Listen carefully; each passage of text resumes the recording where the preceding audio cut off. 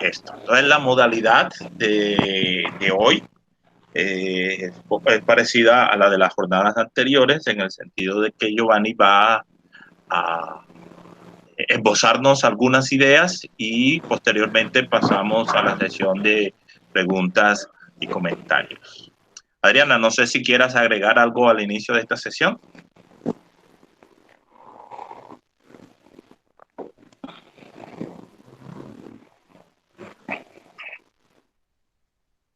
Bueno, no.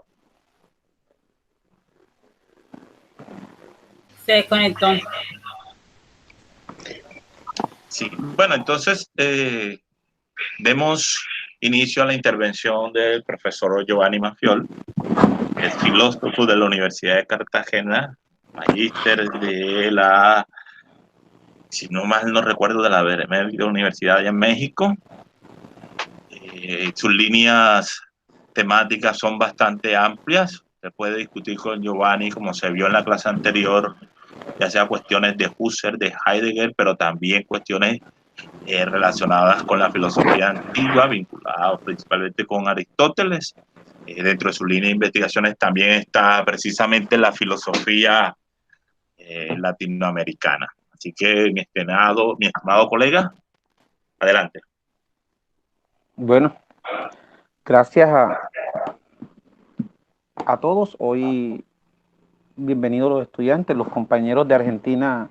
Un placer inmenso contar con su presencia y esperemos que este espacio siga dando frutos. El tema de hoy es bastante, yo diría, complejo. Hablar de Simón Bolívar como filósofo político ya marca un problema serio.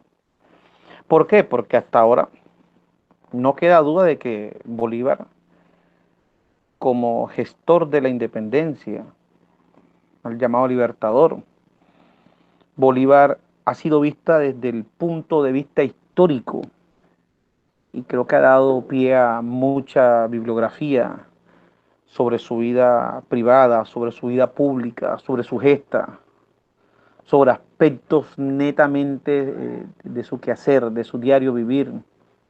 Incluso no está de más decir que a veces ha sido más relevante sus decisiones en su vida emocional, han salido a flote como argumentos para desprestigiar, para cuestionar su posición o sus posiciones y las decisiones que alcanzó a tomar. En este caso, yo voy a, de entrada debemos decir algo, no lo voy a ver desde el punto de vista histórico, sin desconocer que lo que han hecho historiadores como Bushnell, John Lynch, Indalecio Liévano, es importante. No voy a, dejo por fuera a otros, pero no es importante. Es vital, pero no es para lo que voy a decir ahora, no.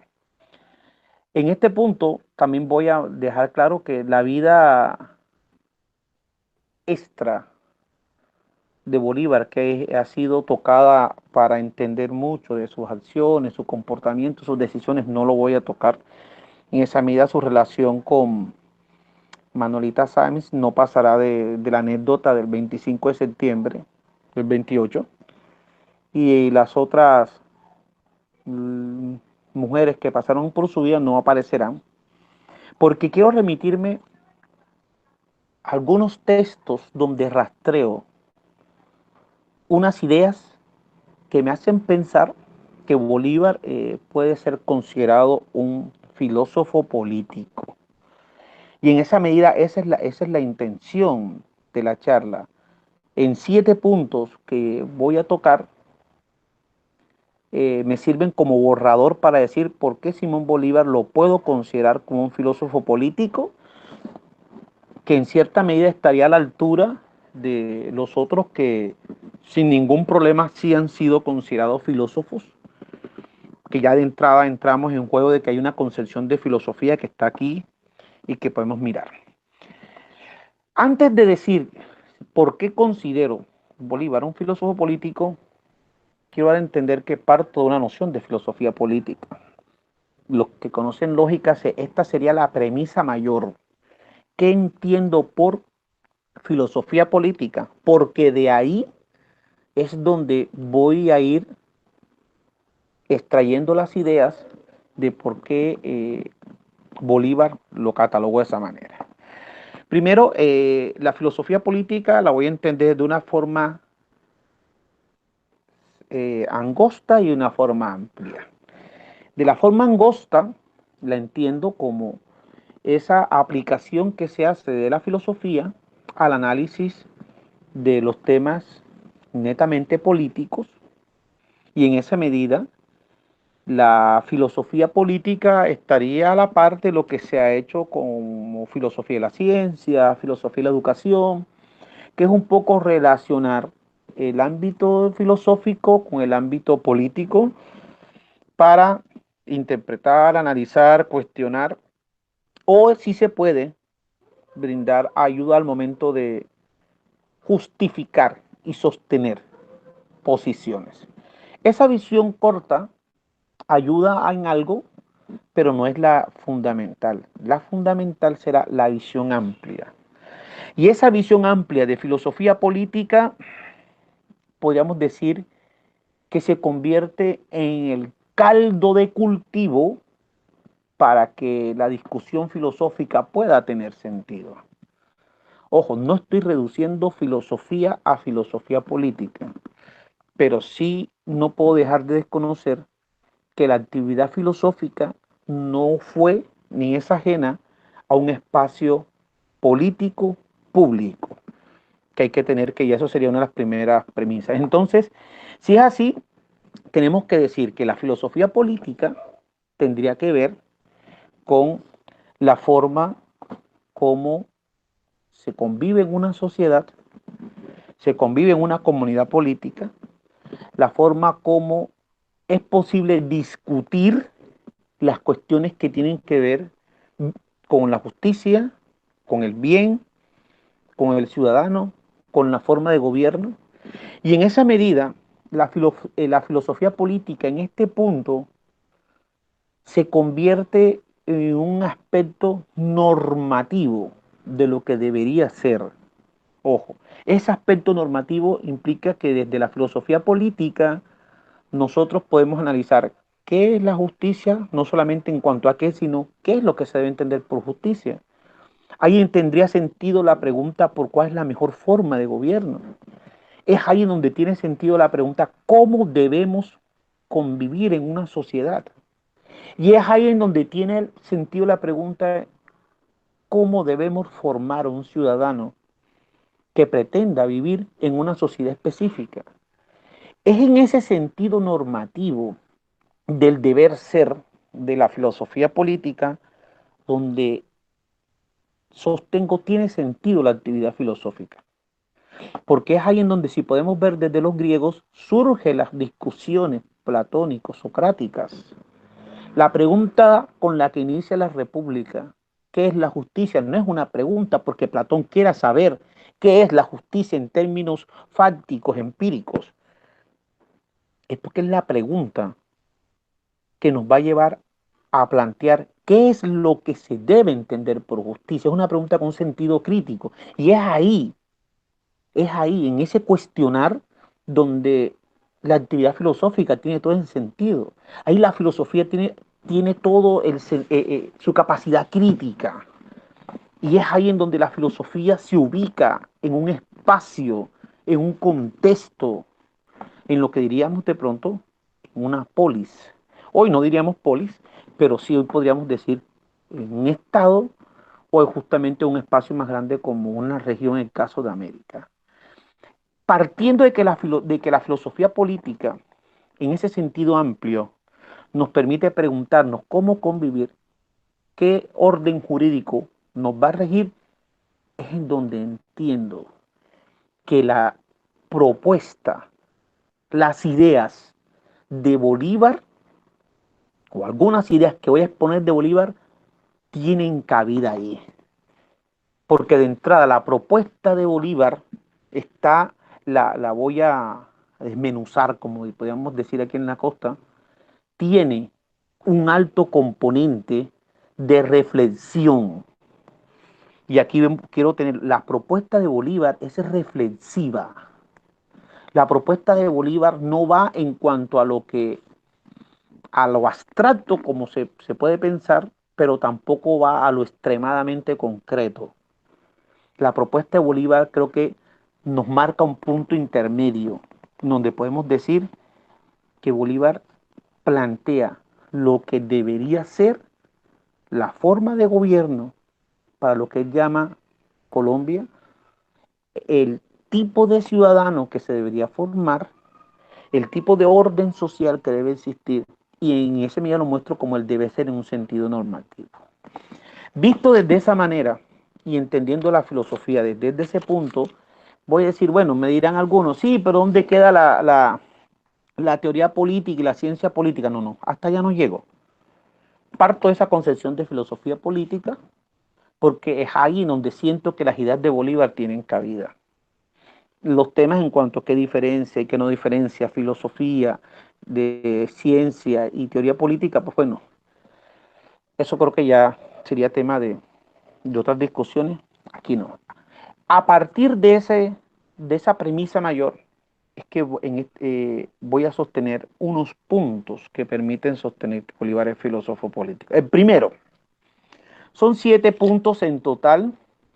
El primero, puedo decir que Bolívar analiza cómo debe darse el proceso de independencia. Dirán, pero Giovanni, ¿cómo debe darse el proceso de independencia? Creo que lo han dejado claro los historiadores que han se dedicado a este tiempo. Lo que quiero decir aquí es que en Bolívar el cómo debe darse no es una cuestión estrictamente militar. La preocupación por Bolívar no era de la independencia, no era una cuestión, el cómo no era una cuestión de si arma un ejército, qué características debe tener el ejército, el número de miembros y arrancamos. Ahí despejando el camino y expulsando a los españoles de todo el territorio colombiano, de la costa, de los llanos, del interior y del sur. No, así no lo ve exclusivamente Bolívar. Si lo vemos así, reducimos a Bolívar a un buen militar sin que tuviese su formación. Lo que yo veo en cómo ve la independencia es porque Bolívar está pensando que pensar la independencia, gestar la independencia, ejecutar la independencia implica tener una idea de qué es lo que se quiere, desde dónde empezar y qué tipo de sociedad implica pensar en la independencia. Si nosotros lo vemos así, el problema de Bolívar, la independencia no es una actitud ciega. Se debe tener claro a dónde se quiere llegar, con qué herramientas estamos contando y la última etapa es la de ejecutar. La ejecutar es lo que yo llamo todo el cuando se monta en el caballo, sale con 5.000, 10.000, 15.000 hombres a libertar medio continente sudamericano. Es el peligro, uno de los peligros en las interpretaciones de Bolívar ha estado en que solamente hemos visto ese componente. Pues bueno, yo veo que hay un elemento en que Bolívar tiene claro una idea de que con esa acción militar se debe conseguir algo políticamente. Y es ahí en donde lo podemos notar, donde podemos notar ese cómo en 1812 en el que llamamos Manifiesto de Cartagena. Después de Bolívar llegar de Venezuela, algunos llaman frustrado, desanimado por fallido de la Primera República Venezolana, Bolívar expone, ojo, Bolívar expone las razones que llevaron a que esa Primera República cayera o que ese primer intento no diera el fruto necesario. Y cuando nosotros leemos los puntos que expone Bolívar, no está haciendo énfasis solamente en el componente militar.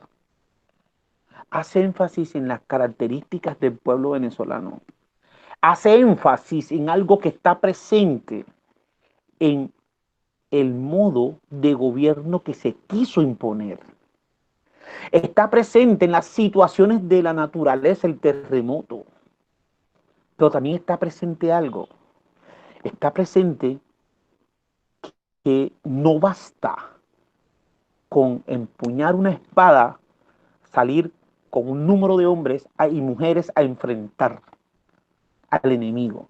La gesta de independencia necesita estar acompañada de una idea política.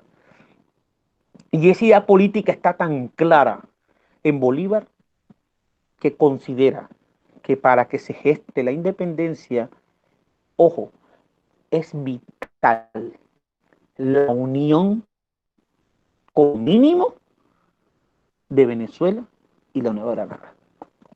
Ya en 1812 está esa idea presente. No es que Bolívar llegó solamente y pidió ayuda, es que no es la ayuda, es que si yo lo veo como una ayuda, que simplemente lo que estoy viendo es que él vino a buscar hombres para enfrentar la batalla. Es que Bolívar también vino a conseguir un apoyo político. Y es aquí, ya en 1812, donde podemos decir que está la idea en mínimo de lo que más tarde va a servir para el proyecto de la Gran Colombia. Entonces encontramos que hay una idea de cómo debe darse la independencia, pero esa idea no solamente está en 1812, esa idea también se encuentra en 1815, en lo que se conoce como la Carta de Jamaica. Si nosotros vemos Bolívar desde el exilio, no solamente describe qué es lo que está sucediendo en América del Sur, bueno, Centro y Suramérica, donde parece que Bolívar muestra que tiene un conocimiento más o menos de qué está pasando. Es que ya en la Carta de Jamaica, Bolívar tiene claro algo. Si no hay una unión, la lucha de la independencia podrá dar frutos parciales, aislados, pero no frutos seguros. Claro, ese fruto seguro es la libertad que va a sostener. Pero ya de entrada está presente la unión, está presente una idea, está presente que la acción militar debe estar precedida por una idea de qué sociedad y a dónde queremos llegar. Sin dejar de lado que de igual manera, tanto en 1812 como en 1815, la crítica a la instaurar de un gobierno republicano, especialmente federal, ya lo cuestiona. Ojo, ya hay un componente político ahí. No que se quiere solamente, cómo lo vamos a ejecutar, sino qué tipo de sociedad, de gobierno debe soportar toda esta gesta después que se consigan los logros. O sea, eso hace que ya Bolívar tenga una idea. O sea, no es solo un hombre que se montó en un caballo y salió y con esa espada hizo y deshizo. Creo que en Bolívar esas otras ideas que están en el fondo son valiosas y yo las tomo como por decir en el primer punto. Automáticamente pasamos al segundo punto. El segundo punto de por qué Bolívar considero un filósofo político es porque Bolívar tiene un conocimiento, hace un análisis de lo que serían las formas de gobierno. Dentro de los textos de Bolívar está la discusión de cuál es la mejor forma de gobierno. Aquí podemos preguntarnos, aquí podemos decir que Bolívar se pregunta cuál es la mejor forma de gobierno, pero podemos agregarle más para estas nacientes repúblicas o estos pueblos que recién alcanzan la libertad. Y decir que hace una reflexión sobre las formas de gobierno no queda, cuidado, no es la forma de gobierno, el análisis abstracto que estamos acostumbrados. Monarquía, democracia, tiranía. Ese no es el punto. Eso Bolívar lo conoce. Le interesa, porque es la parte conceptual. Pero es que digo, cuando yo agrego cuál es la mejor forma de gobierno para las nacientes repúblicas o para los pueblos recién liberados, cambia la situación. Y es aquí en donde Bolívar materializa la idea de las formas de gobierno para hacer énfasis en cuál es la que mejor se adecua, cuál es la que mejor responde a nuestras circunstancias. ¿Cuáles son nuestras circunstancias? Ya en 1815, en la Carta de Jamaica, Bolívar describió cuáles eran nuestras circunstancias bajo el Imperio Español. Servidumbre total, cero participación política, cero participación eclesiástica y militarmente ni se diga. De una manera muy bonita lo dice Bolívar, se nos negó la posibilidad de nuestra propia tiranía. Si miramos que ahí está una descripción de qué era lo que había, el análisis de la forma de gobierno de Bolívar es espectacular. En esa misma, lo que vamos a hacer más tarde, en 1819, en el discurso de Angostura, Bolívar describe las distintas formas de gobierno desde los pueblos antiguos, desde Atenas, Esparta, Roma, Inglaterra, Francia, y hace un análisis que algunos llamarán fáctico. ¿Cuáles de esas formas de gobierno perduraron porque se adecuaron a las necesidades de cada pueblo? ¿Y cuáles lograron perdurar y permitir alcanzar los logros necesarios? Bolívar lo hace no porque esté pensando en que debemos traer y copiar algo que sirvió en Esparta o que sirvió en Roma. La palabra copiar en Bolívar no está presente. Bolívar lo que necesita es, tenemos que conocer cuáles han sido las formas de gobierno para luego tratar de encontrar la que mejor responda a la realidad actual que se encontraba en nuestros pueblos en 1819, 1820, hasta 1825. Porque ya después del 25 adelante podemos ver con la misma visión de Bolívar, nos muestra que hay una cosa todavía distinta. Por lo tanto, el análisis de las formas de gobierno es vital porque Bolívar va a tomar posiciones. Es que Bolívar, a partir de ahí, Bolívar va a sostener que a estas nacientes repúblicas no les sirve trasplantar, trasladar, copiar el modelo federal. ¿Por qué? Por la sencilla razón, miren, Bolívar sostiene que las formas de gobierno no solamente tienen que responder a unas circunstancias, a unas necesidades, sino que muchas veces, como en el caso de Inglaterra y el caso de Estados Unidos, esas formas de gobierno son el resultado de un ejercer, de una historia.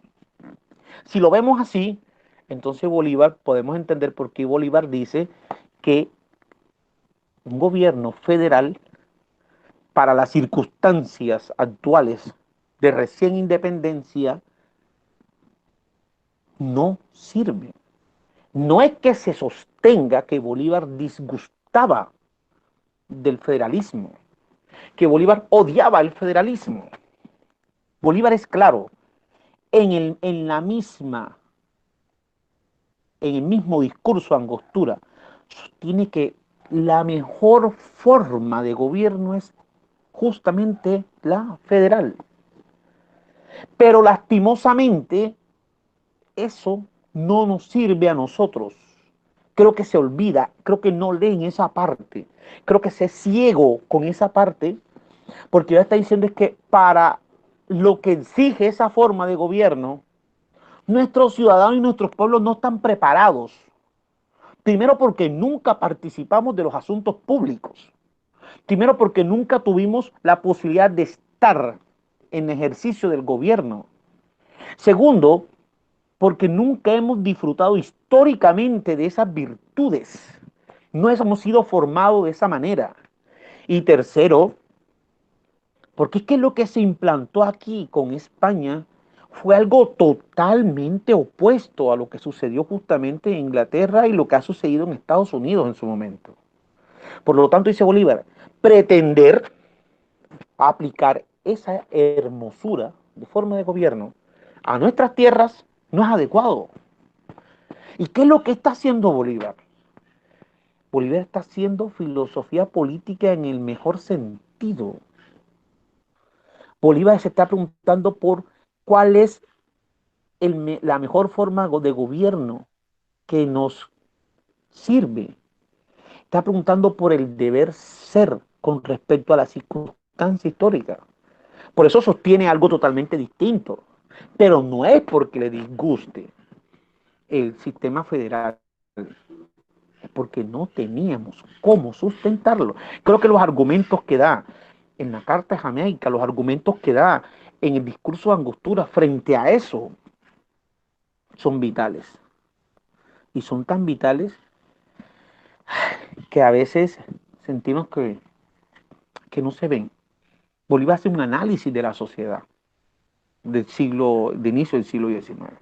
Ahora, pasado eso, podemos decir que Bolívar, el pensamiento, las acciones de Bolívar se ven cruzadas, atravesadas horizontalmente por la idea de libertad. Sí, es idea de libertad. ¿Cuál es el problema? Que a veces cuando hablamos de libertad, creemos que la única forma de libertad que hay es la libertad que miramos desde una posición kantiana, y aquí Bolívar vuelve a hacer un análisis filosófico. Bolívar, toda la idea de la independencia está guiada por un norte, la libertad. Libertar a estos pueblos, liberar a estos pueblos, implica dos acciones. La libertad en Bolívar la podemos ver desde dos puntos de vista. Primero, lo que justamente todos conocen. Bolívar entró en armas desde el norte hasta parte del sur de Colombia, terminando en Perú, expulsó a los españoles. Y no él solo, claro está, porque ese es otro problema. Miran como si Bolívar solo se hubiese montado en el caballo y hubiese arrancado. No, aquí también se es injusto con todo un equipo, con todos unos compañeros, con todo un proceso. Estamos normal justamente de ver a una persona. Pero aquí fue todo un proceso, esta campaña libertadora. La idea de libertad está en una primera instancia en la independencia. Libertad como expulsión, libertad como expulsar al extranjero que ha impuesto la tiranía, que no ha dejado que gobernemos, que no ha dejado que organicemos la sociedad de acuerdo a nuestras características. Si es así, podemos decir, Bolívar tenía una idea y hasta ahí creo que se comenta. Pero resulta que hay otra segunda idea, y es que esa idea de libertad se tiene que materializar. Con la independencia simplemente lo que hacemos es abrir la puerta para que esa libertad se materialice, o lo que llama Bolívar, para que esa libertad se haga real. Y aquí hacer la libertad real ya es un asunto de otros términos. Hacer la libertad real, hacerla posible, implica para Bolívar transformar el orden colonial. Y cuando digo transformar el orden colonial, no es decir, bueno, se fueron, no es creer que porque los españoles se fueron, el orden colonial desapareció. Para nada. Es lo que ha llamado Leopoldo Sea de una forma muy bonita. Las independencias nos permitieron la emancipación política, pero la emancipación mental no se ha alcanzado.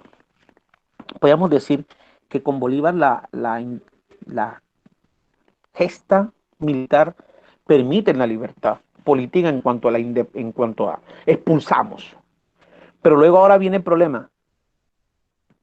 Y recuerdo las palabras de él, la carta Jamaica. Nunca participamos del gobierno. Nunca pudimos administrar o coadministrar. No fuimos formados nunca para la libertad. No supimos qué era hacer parte de la vida militar y la vida gubernamental, y de un momento a otro nos encontramos con que ahora tenemos que organizar una sociedad. Porque, ojo, organizar la sociedad implica eliminar el orden colonial en todo sentido, en el económico, en el jurídico, en el político. Y es aquí en donde la idea de libertad está ligada a dos ideas más, que son propias, modernas. Y creo que todo aquel que ha leído a Rousseau, que ha leído a Kant, sabe que en Kant es importante, y en la Revolución Francesa, la idea de igualdad, la idea de libertad. Pues Bolívar no es ajeno.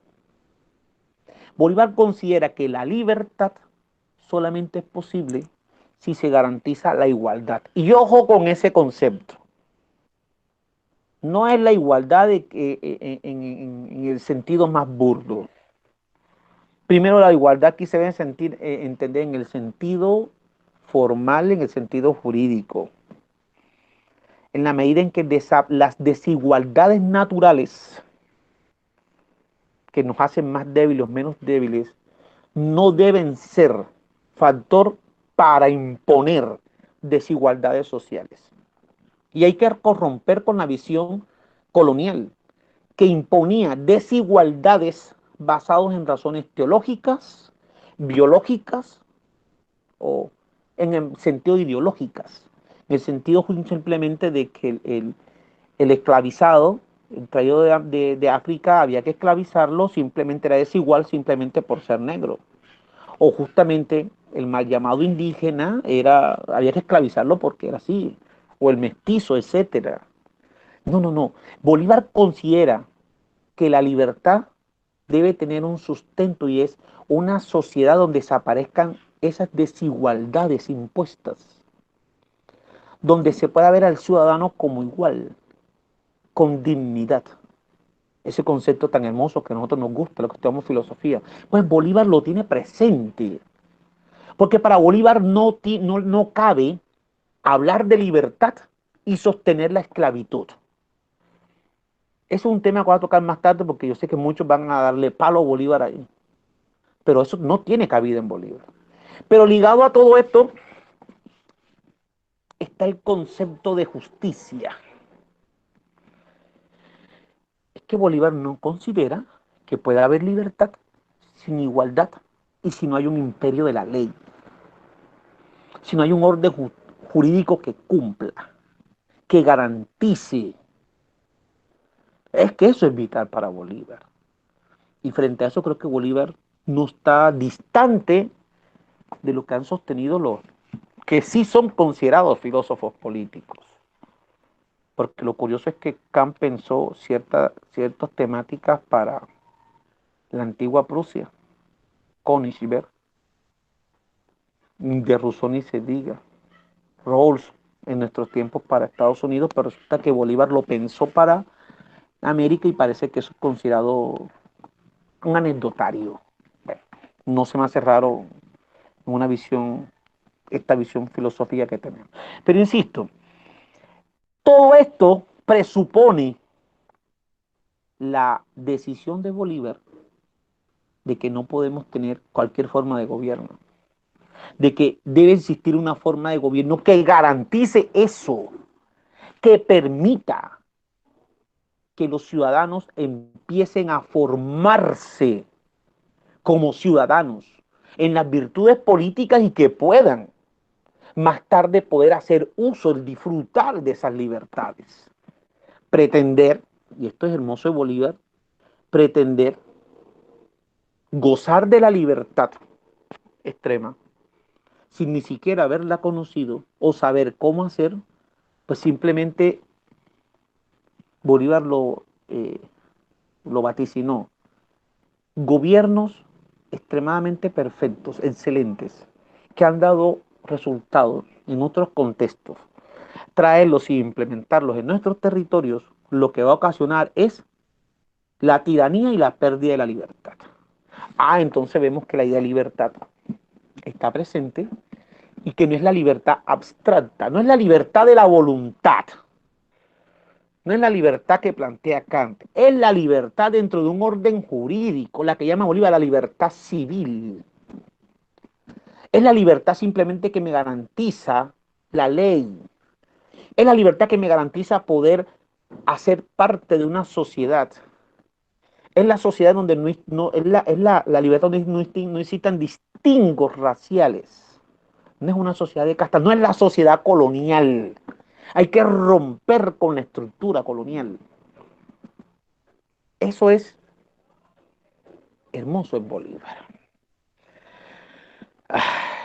Quinto punto.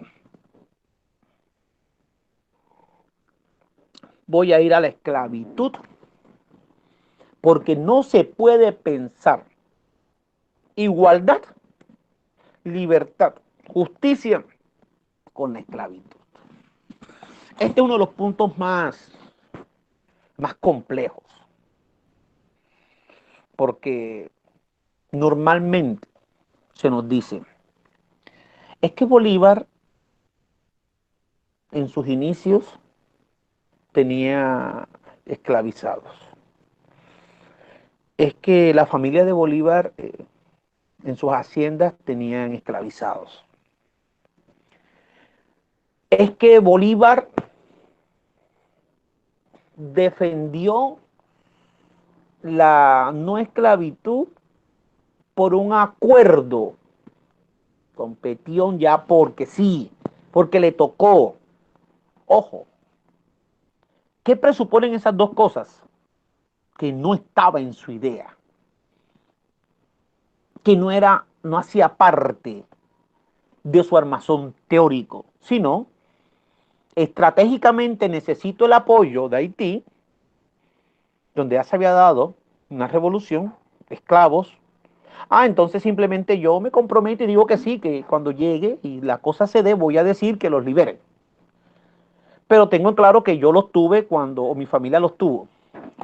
Yo no sé si esas son razones para desvirtuar el reclamo que hizo Bolívar, la sugerencia que hizo Bolívar, las decisiones que tomó Bolívar frente al problema de la esclavitud. Hoy es fácil sostener que le faltó, que lo que hizo fue un paño de agua tibia. Pues no podemos negar lo que quiero que entiendan. No podemos negar que el reclamo por la libertad de los esclavos en Bolívar, yo considero que es una idea que hace parte de su posición de libertad. Porque no concibo que se reclame la libertad como la está reclamando Bolívar. Se sostenga la igualdad y la justicia que quiera transformar el orden colonial y Bolívar continúe preservando parte de la estructura del orden colonial. O sea, no me cuadra. Peor, me dirán, lo que pasa es que él los utilizó. Bolívar utilizó a los esclavos para su campaña libertadora.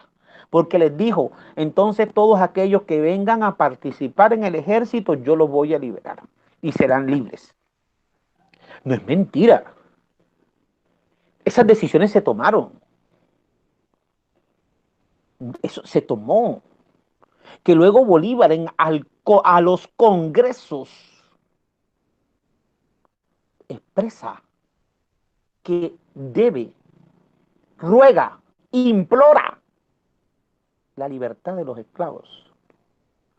Entonces ya algunos dirán, de nacimiento, de vientre, algunos dirán más tarde es que él se acomodó a los que ya tenían, las que ya después de haber trabajado 30 años habían pagado supuestamente a sus amos, como dice. No, no, no.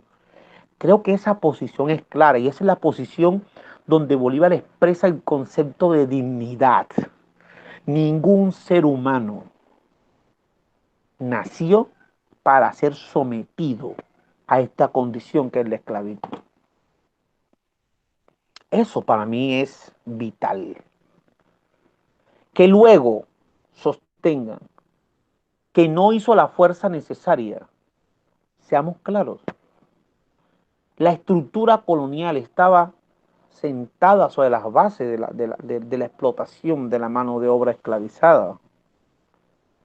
Pretender la libertad como la propuso Bolívar, no podemos desconocer todo la rencilla, la roncha que decimos aquí en la costa que crea cuando los grandes terratenientes tenían esclavos, lo que implicaba el desfalco económico supuestamente que decían, lo que tenía que invertir el Estado cuando quería, entre comillas, comprar la libertad, porque supuestamente había que pagar una indemnización. Podemos decirlo de una manera, la élite dirigencial de la Nueva Granada y de Venezuela fueron los primeros que se opusieron a la liberación de los esclavizados. Pero es más fácil sostener que Bolívar fue un estratega, que lo hizo por conveniencia, que los utilizó o que no hizo suficiente fuerza para que lograr que sucediera.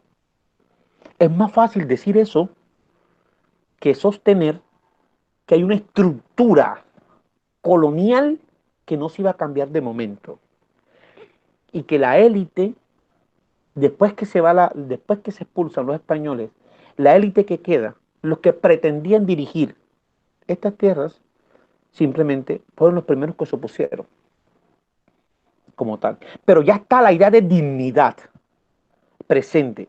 Y eso es una idea netamente moderna. Moderna. Creo que Can ahí está a la altura, Bolívar está a la altura de las discusiones modernas. Que la liberación, la abolición de la esclavitud no se dé sino hasta mediados del siglo XIX, alrededor de 21 años después de la muerte de Bolívar. Bueno, es prueba de todo lo complicado que ha sido, sin desconocer que no hay esclavitud formal, pero seres humanos viven en condiciones iguales o peores que la esclavitud. Hoy, eso será tema después de seguir discutiendo. Por eso es que es bueno esto para ir pensando esas ideas. Sexto punto. Todos elogiamos la idea de ciudadano de Platón, de Aristóteles, de Kant, se diga, de Rousseau. La educación que tenía Rousseau no es hermoso. Pero se nos olvida que otra idea horizontal que atraviesa el pensamiento de Bolívar es la idea de un ciudadano. Bolívar tenía la idea de un ciudadano que tenía que ser formado, un ciudadano que tenía que ser formado en las virtudes políticas, un ciudadano que tenía que ser formado bajo unos principios morales, sea que fueran de uno u otro tipo, un ciudadano que pudiera hacerse cargo de sí, que pudiera disfrutar de su libertad y de sus derechos. Un ciudadano que tenga que ser formado en una sociedad distinta a la colonial, donde no había formación de ciudadanos. Y esto está presente desde 1815. Es que ya Bolívar lo muestra en la Carta de Jamaica. ¿Qué nos daban los españoles? Todo. ¿Qué teníamos? Nada. ¿Qué éramos? Servidumbre. ¿Para qué éramos buenos? Para sembrar, para criar ganado, para extraer de las minas. Eso es lo que era, para servir. Por lo tanto, no había necesidad de tenerlo. Ese régimen, ese sistema, no necesitaba formar ciudadanos. Ah, pero si lo que pretendemos, como sostiene Bolívar, es una república, ojo, mire, porque aquí voy. Si lo que ¿por qué esta noción de ciudadano es importante para Bolívar? Porque aquí atravieso con lo que he dicho atrás. Si Bolívar propone una república, ojo, porque sé que de pronto estarán pensando, bueno, ¿qué propone Bolívar? Eso es lo que la gente quería. Muchas veces lo que quieren saber. ¿Y qué propuso Bolívar? Cuéntame, para ver. Como que, dale, ver. Bolívar proponía una república con división de los poderes. Mírenlo. Bolívar proponía una sociedad donde estuviese regida por lo que llamaríamos por el derecho, un orden jurídico. Bolívar proponía una sociedad donde con un gobierno central fuerte, eso no debe asustar, no debe asustar. Yo no entiendo por qué nos asusta. Nosotros tenemos tres, o sea, yo creo que cuando Bolívar sostiene que es un gobierno central fuerte, se abren los ojos y se asusta. Cuando Hobbes propuso algo más fuerte, pues simplemente se aceptó como una propuesta. Bolívar propuso un ejecutivo que estuviese limitado, ojo, por un legislativo y por un judicial. El presidente que proponía Bolívar en 1819 era un presidente con limitaciones. Es tanto que Bolívar da ejemplo que sus propuestas las hace al Congreso para que aprueben. Las hace en calidad de ciudadano para que aprueben o no aprueben. Pero sigamos. Que Bolívar proponga de pronto un Senado hereditario, un legislativo bicameral con un Senado hereditario, etcétera. Bueno, la época, el contexto, podemos mirarlo. Pero es que Bolívar, en la estructura de Bolívar, de un Estado republicano con división del poder, no es ni, ni una tiranía, ni... Ya luego miraremos cuando me pregunten por la dictadura. ¿Qué es dictadura? Tendríamos que mirar eso. Especialmente cuando vayamos a Bolivia, porque sé que hay tiquiti, ahí va a llegar, sí, allá llegamos, también lo hablamos. Una república con división del poder necesita, donde se habla de libertad, de justicia, de igualdad, de participación, necesita un ciudadano. Pero ¿cuál es el problema? No existe, no existía, no existió así como se está pensando. Entonces, ¿qué se necesita? Formarlo. Y es ahí en donde el aparato educativo entra a jugar para darle vida a esa idea. Sin un ciudadano que pueda hacer fuerte, que pueda participar, pues simplemente traer el sistema federal ideal es bien complejo. Como decimos por aquí no da tomate, es como que no sé qué va, ahí no podríamos, no cuadraba. Entonces sentimos que en Bolívar se siente que hay una idea de formar un ciudadano que pueda vivir en una sociedad y que pueda hacerse cargo de ella después, como tal.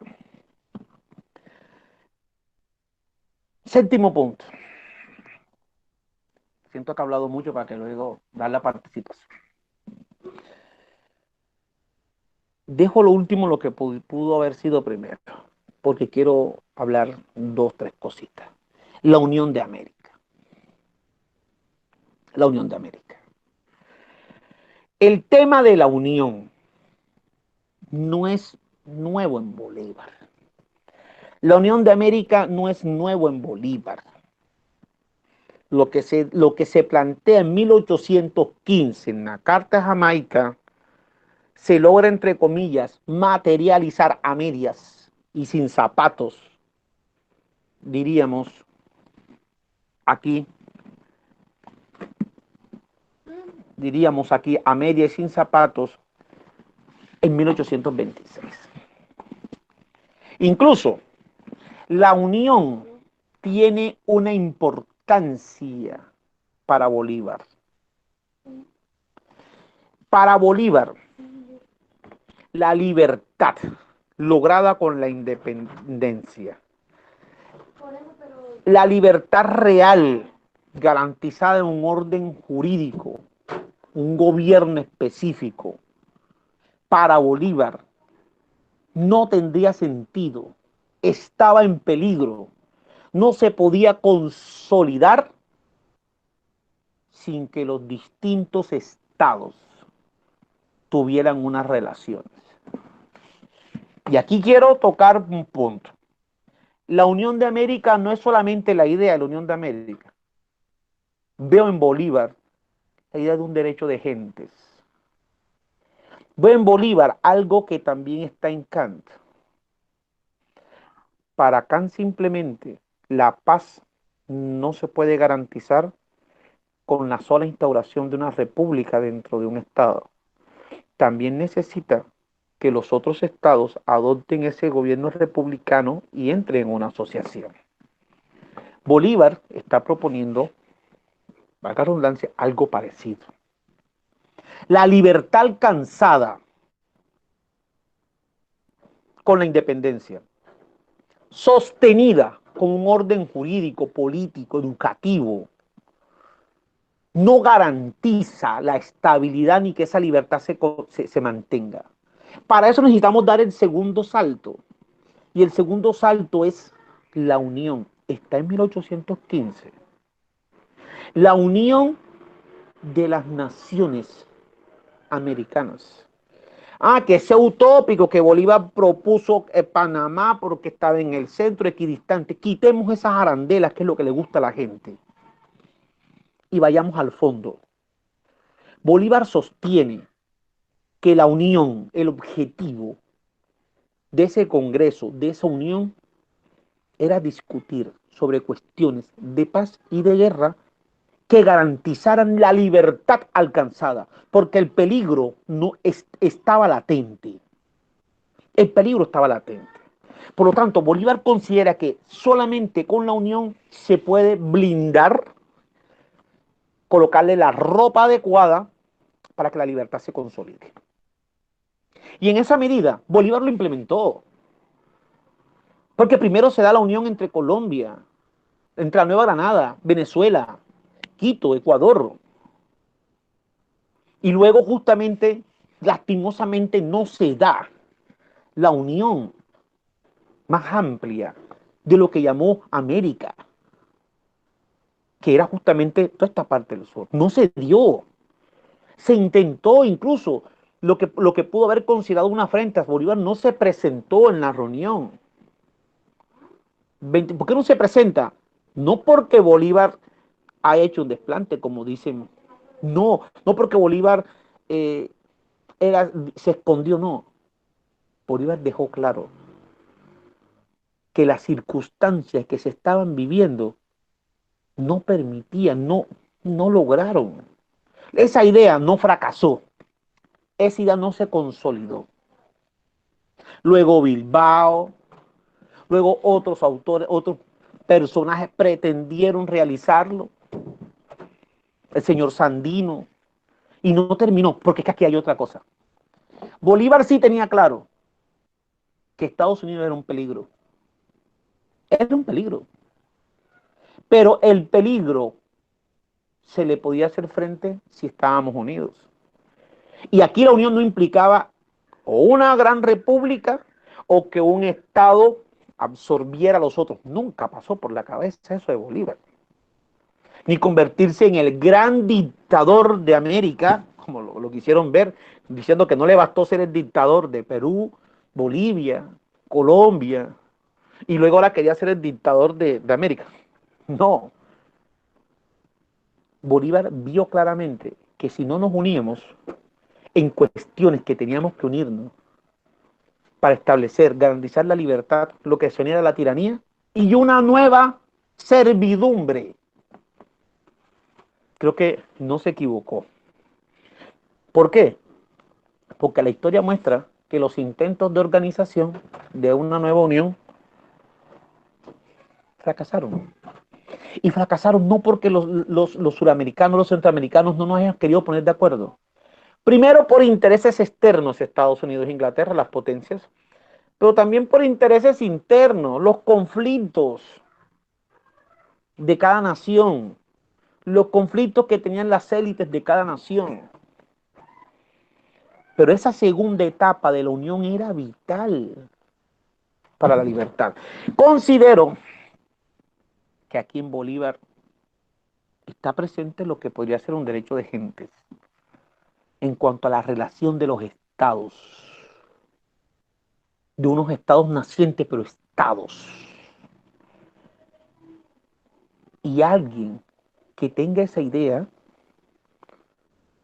recoge la herencia vamos a llamarlo como le gusta mucho, de la ilustración. Bueno, si eso es así, recoge una idea de cómo eso se puede aplicar a nuestras tierras, pero partiendo en algo de lo, como lo dice Leopoldo, o sea, de nuestras circunstancias. En esa medida, jóvenes, siento que Bolívar, estas ideas me llevan a pensar que Bolívar fue eso, un filósofo político, sin desconocer el militar, porque no puedo hablar de esa parte, sin desconocer otro. Es ahí donde quería llegar. Ese es el Bolívar que quería mostrar. Me queda por fuera el tema de la dictadura, que bueno, me imagino que va a salir, podremos hablar de eso. O sea, lo que quería hacer énfasis era en las ideas que sostuvo, que lo guiaron y que me hacen ver en Simón Bolívar no solo un militar, sino un gran pensador. Ahí quería llegar, jóvenes.